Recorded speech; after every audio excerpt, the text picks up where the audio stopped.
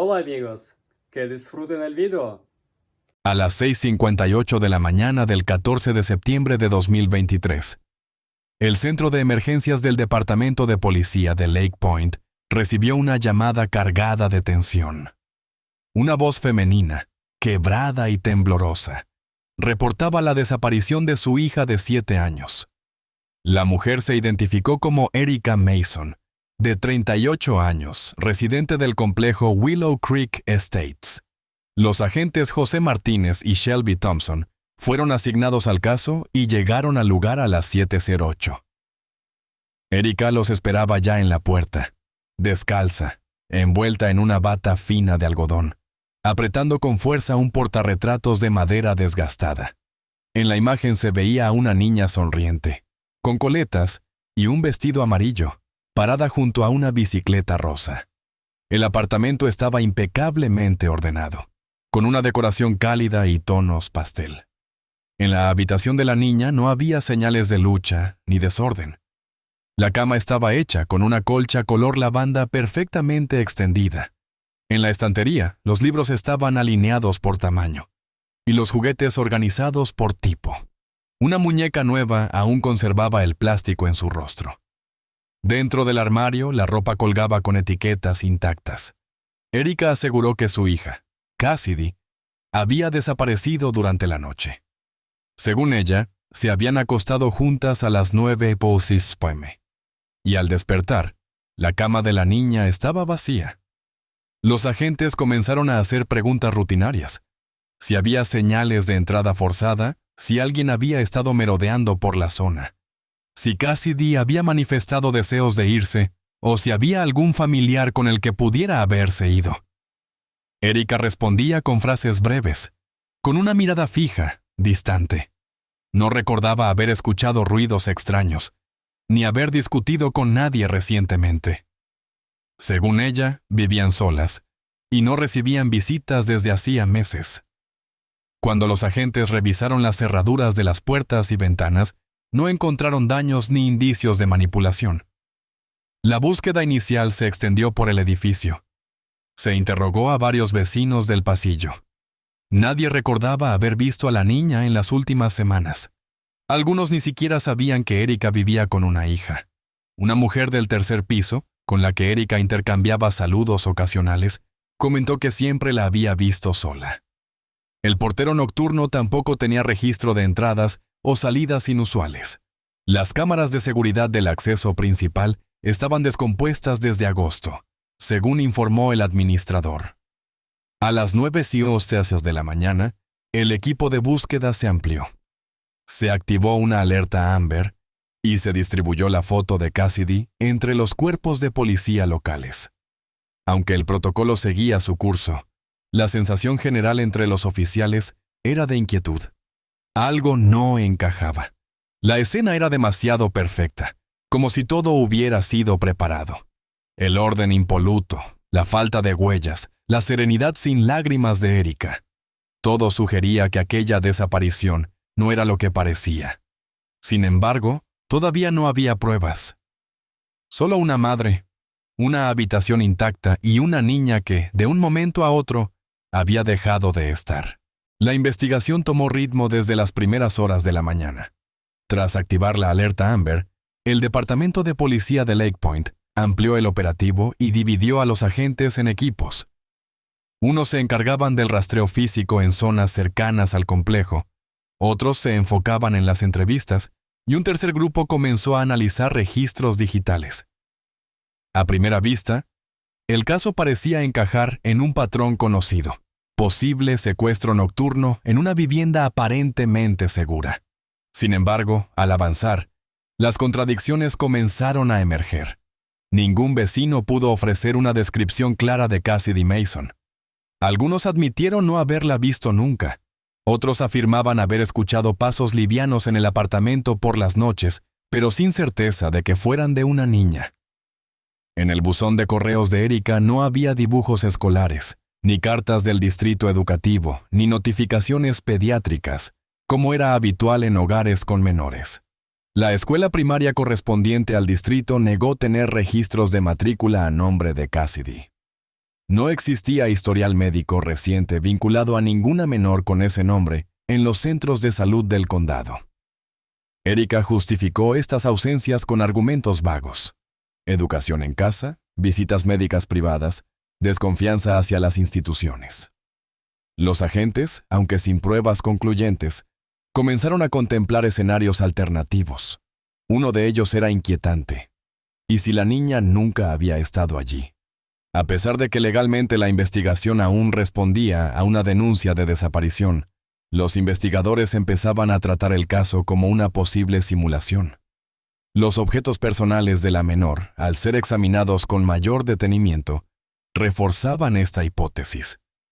Los juguetes no presentaban desgaste visible. Los libros infantiles no tenían anotaciones, dobleces ni manchas.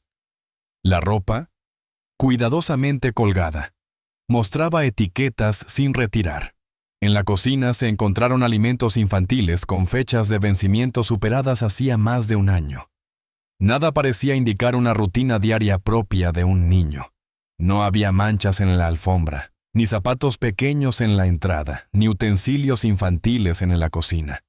La pulcritud del lugar dejaba de ser una señal de orden para convertirse en un indicio de artificio. El análisis preliminar del teléfono móvil de Erika reveló otra irregularidad. En sus redes sociales, activas y actualizadas regularmente, no había rastro alguno de su hija. No existían fotos recientes de madre e hija, ni menciones a celebraciones infantiles, ni mensajes relacionados con la maternidad. Tampoco había interacciones con otros padres, ni pertenencia a grupos escolares o comunitarios. Las imágenes familiares más recientes mostraban solo a Erika, en contextos solitarios, con descripciones neutras.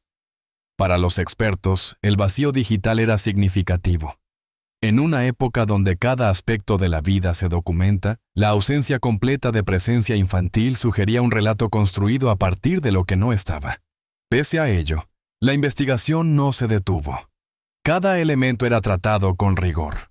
Se solicitó colaboración a unidades especializadas en delitos informáticos y a psicólogos forenses. La prioridad era doble. Por un lado, confirmar o descartar la existencia real de Cassidy Mason. Por otro, evaluar la salud mental de Erika sin prejuzgar.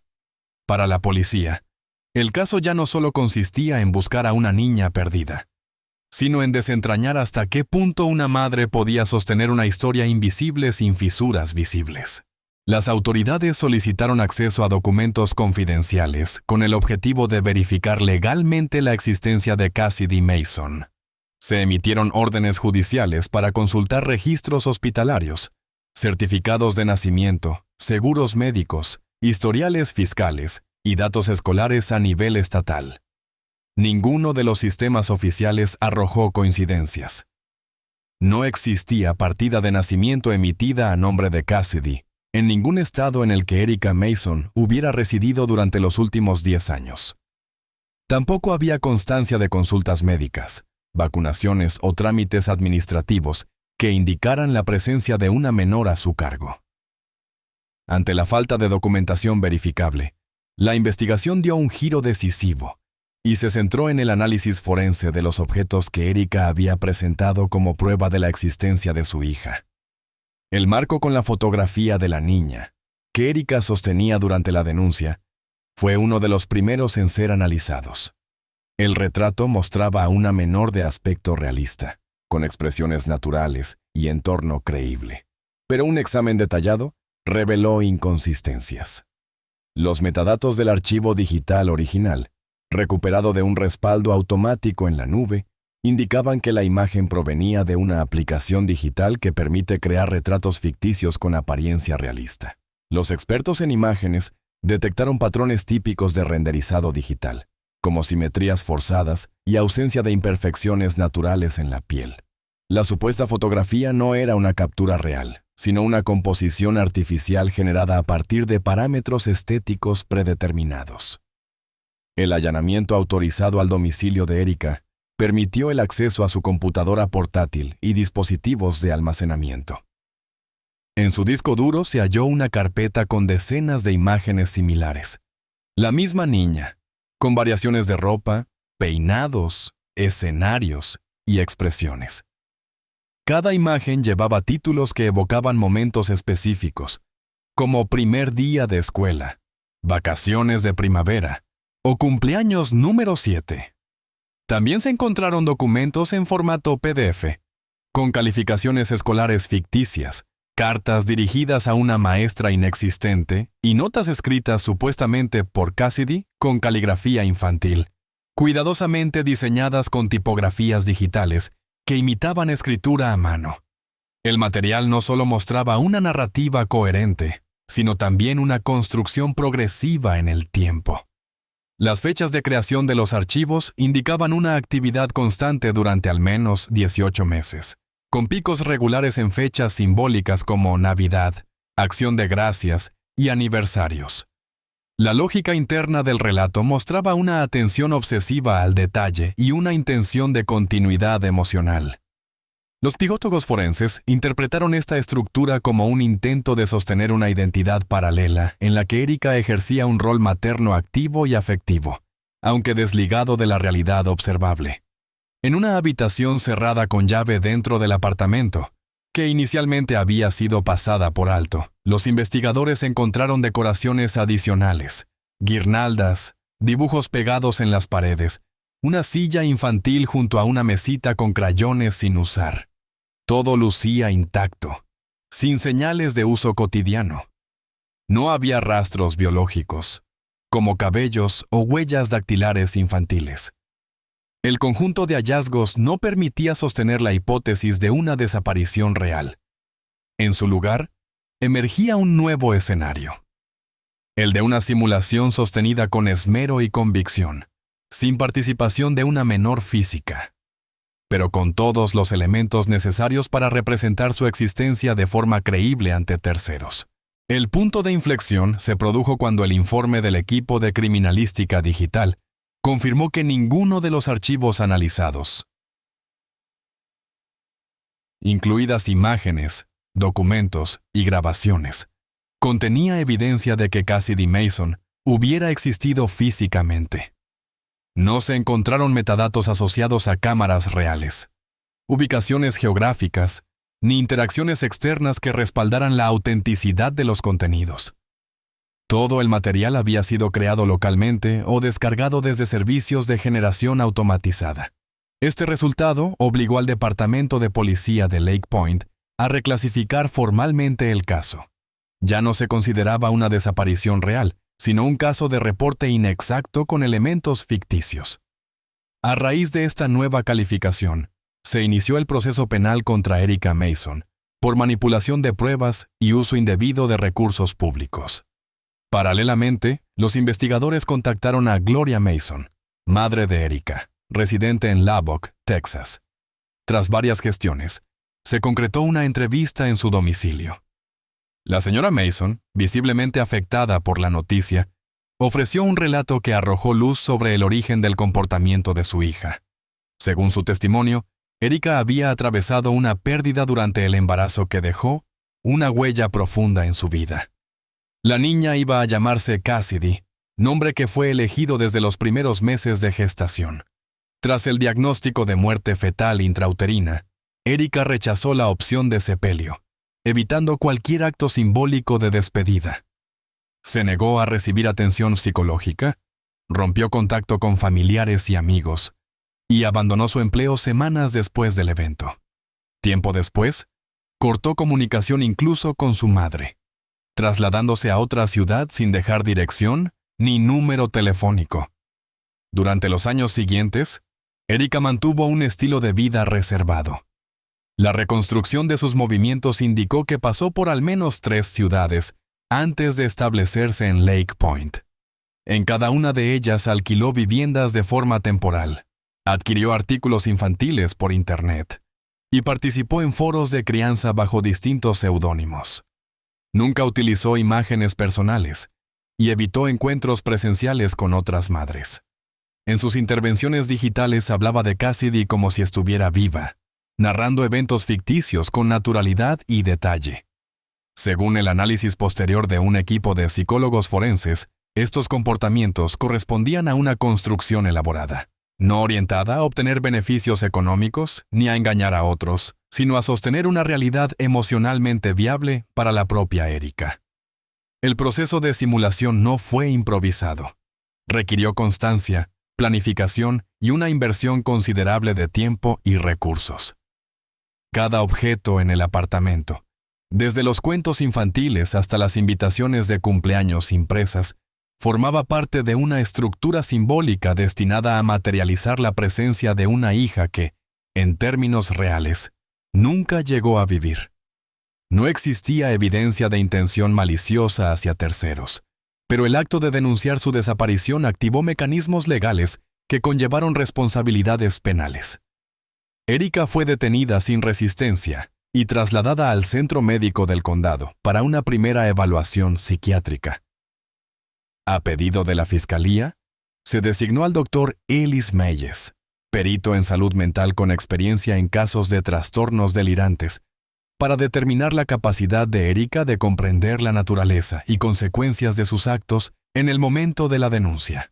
El informe final del Dr. Ellis Mayes concluyó que Erika Mason presentaba una desconexión persistente con la realidad, centrada en una vivencia emocional relacionada con la maternidad. Según su análisis, la paciente no fingía la existencia de su hija con fines manipulativos, sino que había construido y sostenido una convicción inquebrantable sobre la realidad de Cassidy Mason. A pesar de ello, Mayes determinó que Erika conservaba la capacidad de comprender la ilicitud de sus actos y de dirigir su comportamiento en función de esa comprensión. Esta valoración resultó determinante durante la audiencia judicial preliminar, en la que se discutió la posibilidad de declarar su inimputabilidad por motivos psiquiátricos. La jueza Channing Liddell rechazó la solicitud de la defensa, argumentando que la acusada actuó con conocimiento de las consecuencias legales que podía acarrear su denuncia. Durante el juicio, la fiscalía presentó una narrativa basada en hechos verificables: la inexistencia de registros oficiales de la menor, la generación digital de imágenes y documentos, y el uso indebido de recursos públicos destinados a la búsqueda de personas desaparecidas.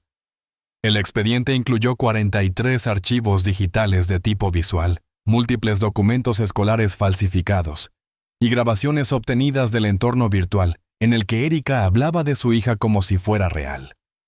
Testigos presenciales, como vecinos y personal del edificio, confirmaron que nunca habían visto a una niña en el apartamento, ni en las áreas comunes ni en salidas al exterior. La declaración de una exterapeuta que atendió a Erika años atrás también fue clave. Según su testimonio, la paciente mencionaba a Cassidy en tiempo presente, pero nunca aportó indicios concretos de su existencia física. Ante la contundencia del material probatorio, el proceso judicial se centró en la evaluación de la intencionalidad. La fiscalía sostuvo que, más allá del estado mental de la acusada, hubo una acción deliberada al efectuar una denuncia falsa, generando alarma social y movilizando recursos institucionales sin fundamento. La defensa argumentó que se trataba de una expresión patológica de duelo no resuelto, manifestada a través de una estructura delirante de largo plazo. Finalmente, el tribunal dictó una sentencia de libertad condicional supervisada, condicionada al cumplimiento obligatorio de tratamiento psiquiátrico ambulatorio. Se le prohibió expresamente el uso no controlado de Internet y redes sociales, así como la creación de perfiles digitales no autorizados. Erika fue entregada al cuidado de su madre, Gloria Mason, bajo un sistema de monitoreo electrónico y controles médicos periódicos. El equipo de salud mental estableció un programa de intervención orientado a la reintegración social progresiva y al abordaje de su duelo patológico. Durante las primeras sesiones, Erika mantuvo su versión de los hechos, insistiendo en que Cassidy había vivido con ella y que simplemente había desaparecido. Sin embargo, en conversaciones posteriores, admitió que muchos de sus recuerdos se mezclaban con sueños reiterados y rutinas imaginadas. El caso tuvo un amplio eco mediático y jurídico. En Lake Point, se convirtió en referencia obligada dentro del sistema judicial local para ilustrar cómo una construcción emocional sostenida en el tiempo puede adquirir apariencia de realidad objetiva. Para las autoridades, representó un desafío inédito: distinguir entre engaño intencional y convicción delirante, entre crimen y sufrimiento, entre la ausencia de una persona y la presencia persistente de una idea. Queridos amigos, esta es una historia ficticia, creada con fines artísticos. Sin embargo, los hechos que aquí se narran bien podrían suceder en la vida real, pues están basados en emociones humanas profundas y, a veces, destructivas. Los celos, la pasión, el resentimiento. Este relato muestra cómo un solo paso en falso puede llevar a la tragedia. No justificamos ni respaldamos el comportamiento de los personajes. Por el contrario, esta historia condena toda forma de violencia, manipulación y crueldad. A través de sus escenas, queremos invitar a la reflexión sobre los límites personales, la confianza y el alto precio que puede tener una decisión impulsiva. Por favor, no imiten lo que han visto en este video. Todo lo mostrado es una interpretación artística. Si están enfrentando una situación de peligro o conocen a alguien que lo esté, no duden en acudir a las autoridades o servicios de ayuda. Recuerden, la ayuda real existe y no están solos. Cuídense mucho y protejan a sus seres queridos. Gracias por ver el video. Nos vemos luego.